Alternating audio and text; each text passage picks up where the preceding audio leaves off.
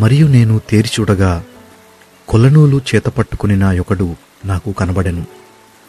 నీవెక్కడికి పోవుచున్నావని నేనతని అడుగగా అతడు యెరూషలేము యొక్క వెడల్పును పొడుగును ఎంతైనది కొలిచి చూడబోచున్నానెను.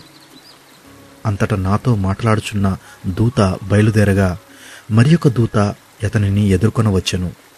రెండవ దూత పరుగెత్తిపోయి యెరూషలేములో మనుష్యులను పశువులను విస్తారమైనందున అది ప్రాకారములు లేని మైదానముగా ఉండునని ఈ యవనునికి తెలియజేయుమని మొదటి దూతకు ఆజ్ఞ ఇచ్చెను.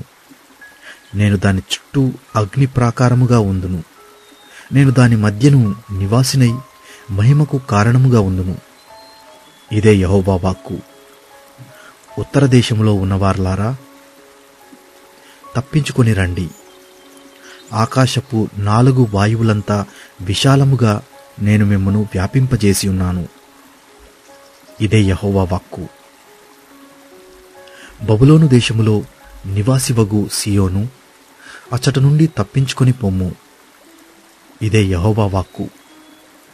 సైన్యములకు అధిపతియగు యెహోవా సెలవిచ్చునదేమనగా, మిమ్మును ముట్టినవాడు తన కనుగుడ్డును ముట్టినవాడని ఎంచి తనకు ఘనత తెచ్చుకొన తలచి మిమ్మును దోచుకొనిన అన్యజనుల యొద్దకు ఆయన నన్ను పంపి ఉన్నాడు.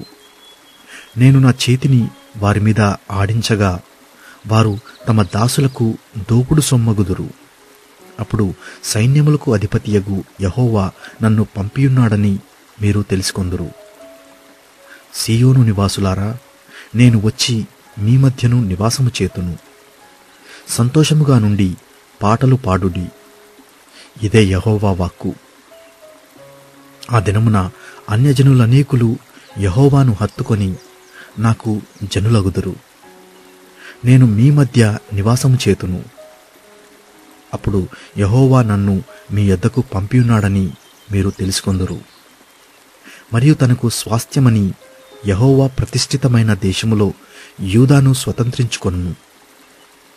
యెరూషలేమును ఆయన ఇకను కోరుకొనును.